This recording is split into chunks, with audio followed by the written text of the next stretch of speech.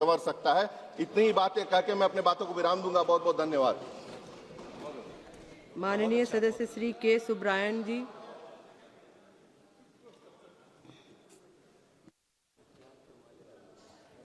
Madam வணக்கம்.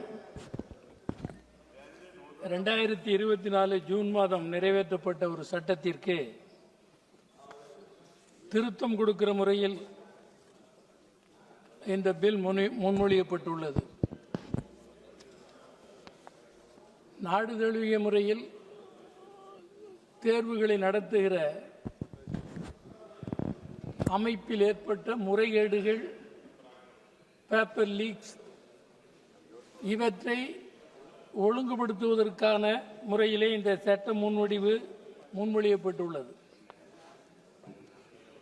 அதற்கு எவ்வளவு தண்டனைகள் என்றெல்லாம் வரையறுக்கப்பட்டு முன்மொழியப்பட்டிருக்கிறது. அதையொட்டியே இந்த அமைப்பை எவ்வாறு சீர்திருத்துவது என்று அரசுக்கு பரிந்துரை செய்வதற்காக ஒரு குழுவும் அமைக்கப்பட்டுள்ளது. இந்த 2 நடவடிக்கைகளாலும் வரலாறு காணாத முறையில் உருவமும் உள்ளடக்கமும் சிதைக்கப்பட்டுள்ள கல்வித்துறையை முறைப்படுத்தவே முடியாது. எது மூல நோயோ அந்த மூல நோயை மூடி மறைத்துவிட்டு வெறும் புண்ணுக்கு கட்டுகிற மாதிரியான வேலைகள் தான் இந்த இரண்டுமே. எந்த பரிந்துரைகளாலும் இவற்றுக்கு தீர்வு சொல்ல முடியாது. இங்கே போடப்பட்டிருக்கிற ஆட்களை மாற்றி போட்டாலும் அதே நிலைமைதான் நீடிக்கும். அடிப்படை மாற்றம் செய்ய வேண்டும். அடிப்படை மாற்றம் என்றால் கல்வித்துறை முழுவதும் தொடக்க கல்வியிலிருந்து உயர்கல்வி வரை நாட்டுடைமையாக்கப்பட வேண்டும். தனியார் மயம் அனுமதிக்கப்படுகிற வரை இந்த தீய நடவடிக்கைகள் தொடர்ந்து கொண்டே இருக்கும். தனியார் மயம் ஒழிக்கப்பட வேண்டும். இது நாட்டுக்கும் நாட்டு மக்களுக்கும் கேடு விளைவிக்கும். கோடிக்கணக்கான மாணவர்கள் கிராமங்களிலும் நகரங்களிலும் கல்வி பெற முடியாமல் ஒடுக்கப்பட்டிருக்கிறார்கள். அவர்களுக்கு கல்வி வாய்ப்பு கிடைக்க வேண்டுமானால் தனியார் மயம் ஒழிக்கப்பட வேண்டும். அரசே அவற்றை டேக் ஓவர் செய்ய வேண்டும். இதைத்தான் நான் முதலிலேயே குறிப்பிட விரும்புகிறேன். இந்த அடிப்படை மாற்றத்தை செய்யக்கூடிய பொலிட்டிக்கல் வில் இந்த அரசுக்கு இல்லை. எனவே அவர்கள் இதை செய்ய மாட்டார்கள். எனவே இது மேலும் நீடிக்கும். அடுத்து நான் குறிப்பிட விரும்புவது நீட்.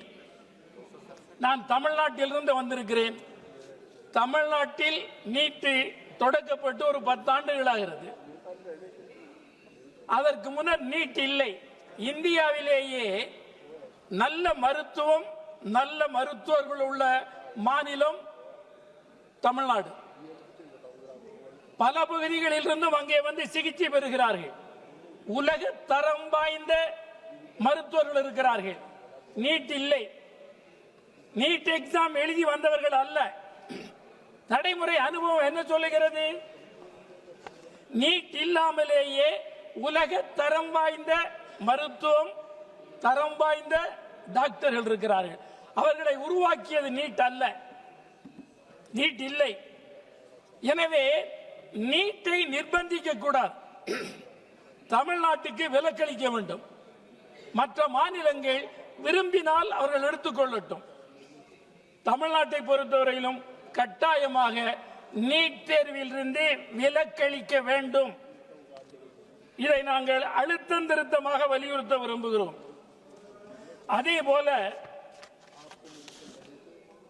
இந்த பில் எதற்கு ஏன் வந்தது, எந்த நிர்பந்தத்தில் வந்தது என்றால் மாணவர்களின் போராட்டம் தான்.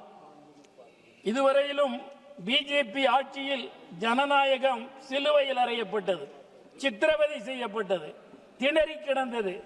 அவற்றை மீட்கின்ற போராட்டமாகவே இந்த போராட்டம் நடைபெற்று முடிந்திருக்கிறது. இந்த போராட்டம் வந்ததால் கொஞ்சம் தாழ்ந்து வந்திருக்கிறார்கள். அந்த குரலை கேட்க வேண்டிய நிர்பந்தம் ஏற்பட்டிருந்தது. எனவே கேட்டார்கள். இத்தகைய நிர்பந்தத்தை கொடுத்த அந்த மாணவர் போராட்டம் இத்தோடு முடிவதில்லை என்றும் சொல்லி இருக்கிறார்கள். இங்கே நான் இதை ஒட்டிய ஒன்றை சொல்ல விரும்புகிறேன். 12 கேள்விகளை கேட்டிருக்கிறார்கள் உள்துறை அமைச்சருக்கு இதை ஒட்டியே. அந்த நடைபெற்ற குரூரங்களை நேரிலே போய் பார்த்தோம். லத்தியில் ஆணி அடித்து அதிலே தாக்கி இருக்கிறார்கள் என்றால் எவ்வளவு மனிதாபிமானம் உள்ளவர்கள் என்று நாம் சிந்தித்து பார்க்க வேண்டும். எனவே காவல்துறை எப்பொழுதுமே கலோனியல் போலீஸ்.